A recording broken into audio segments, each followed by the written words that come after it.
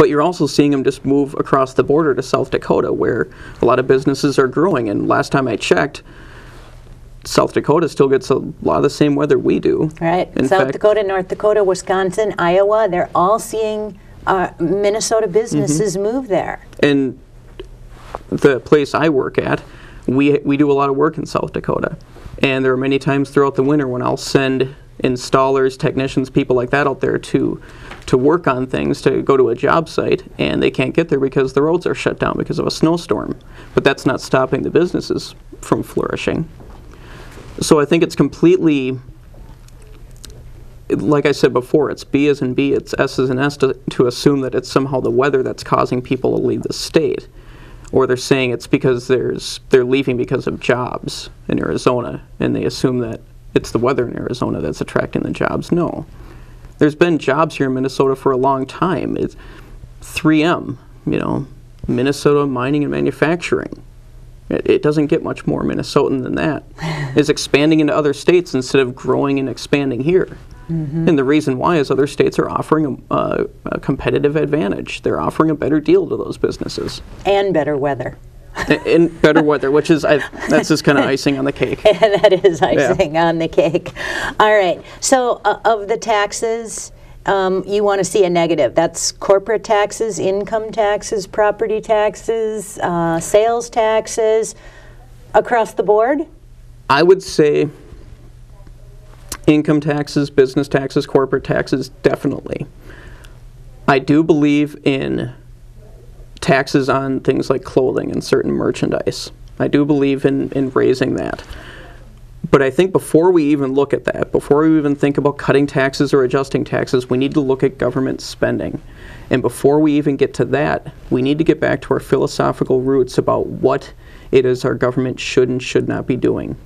We need to take a step back and think about the idea of legitimate government spending, legitimate government interference into the private market or into the private sector. Let's stop right there and let's say, let me ask you, because the viewers are going to want to know, what is the role of government?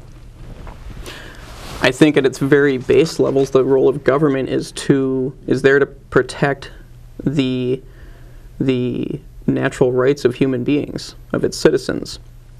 It can do that by having courts to adjudicate matters in disputes between people. It can do that by providing law enforcement to protect certain individuals from one another. And you can kind of expound on that. You can suggest that, well, then we also need a government to provide infrastructure, to build roads, bridges, and so forth. I can understand that completely. I think that's something that I'm not completely convinced that the private sector can always provide. But when we get into what I mentioned before, things like building an arts center. We're going to build Rochester a new volleyball center. We're going to build Blaine a new hockey rink. 4 different ice rinks in Big Lake, Cato, Fergus Falls, and New Hope. I would be remiss without mentioning the regional amateur sports facilities in Marshall and Moorhead, not to mention the campground expansion in Two Harbors. Don't forget we have a state park. Don't forget another big issue this year is going to be the Viking Stadium. All these things have been deemed priorities. What do you say? I'd like to ask, what did we do before? What did we do 50 years ago when the state wasn't building ice rinks or art centers? What did we do 100 years ago? How did we grow and flourish as a state without these things? People always say that these things are critical, that they're priorities. And the question I want to ask them is, well, what did we do before? Were there just kids standing around outside their houses in the middle of winter with a pair of ice skates, just wondering when they can go out and skate? I mean, we didn't grow to be the big hockey state we are by having a government provide numerous ice rinks for children and individuals to learn on. That's something that came about naturally. That's something that free citizens came together and provided for one another and provided for their communities. So this whole idea that these things are priorities, I think in the face of history, it completely disputes that idea. The bonding bill that the Senate passed the second day of the legislative session, and I'll say it again, I'll paraphrase Mark Twain, the legislature's in session and nobody's safe. And this year, our pocketbooks are not safe. That's correct. To have the Senate come out the second day and pass a $1.2 billion bonding bill, that's borrowed money, is in some people's opinion, the height of fiscal irresponsibility.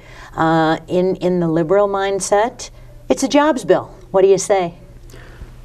Government doesn't create jobs.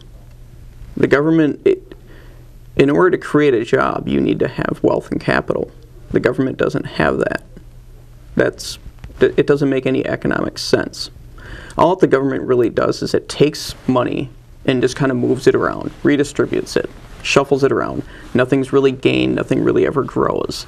People will say to that, well, they build roads, they build things like that, but that doesn't actually, that money spent on that doesn't actually recuperate itself the way it would in a private business. When we think of like spending that much money, $1.2 billion, that means that's $1.2 billion that's going to have to come out of the economy. Maybe not in one big lump sum, because it'll come out in the form of further debt service payments, which are due to increase dramatically. We currently spend upwards of $1 billion just in debt service, and it's growing more and more. But in order to basically stimulate the economy the way they suggest, they need to take money out of the economy. I've heard the analogy that's like saying that you can take money out of the deep end, or take water out of the deep end of the pool, pour it into the shallow end, and expect it to get deeper. And I think so many people feel like that's what the legislators have been doing for, I'll even go so far as to say decades now.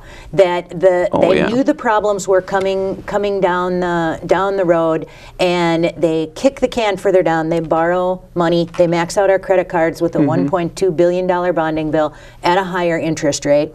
They spend every dime they can get their hands on, and they justify it by they're helping us. Yeah. They're creating jobs. They're making Minnesota a better place to live and work. How are we going to stop that mindset? Well, besides getting people like you elected, and I should ask you right now before I forget, throw your website out there. If people want to find more about Nate Atkins, if they want to find out how can I help Nate Atkins get elected out in Richfield and South Minneapolis area, where do they go? They can go to www.nathanatkins, that's NATHANATKINS, just like the diet, 2010.com. Which is what we need to put the state on. Exactly, a diet, and Nathan Atkins is just the guy to do it. Exactly. Okay, this bonding bill has been driving me crazy all week long. And the Democrats continue to say you have to borrow money to get Minnesota back on track. I want to switch. We only have a half hour, even though I could spend hours talking to you. I want to spend a little bit of time talking about the legacy amendment, and let us know what you think of that.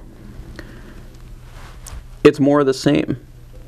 It's more of what I was getting back to, saying before, where the government, it has no place providing these kinds of things. Yes, the government can provide infrastructure so that waterways are easily navigable, on rivers, things like that. I can understand that.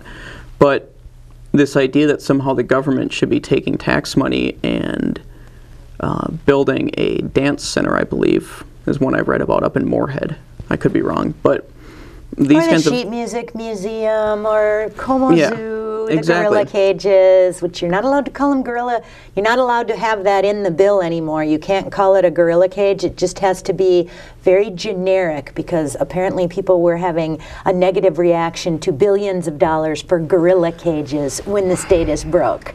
I love the little names they give everything, and the Legacy Act is a perfect example of that. Who doesn't support clean water? I hear the Republicans, none of them support clean water. They just want dirty water, no roads, everything. And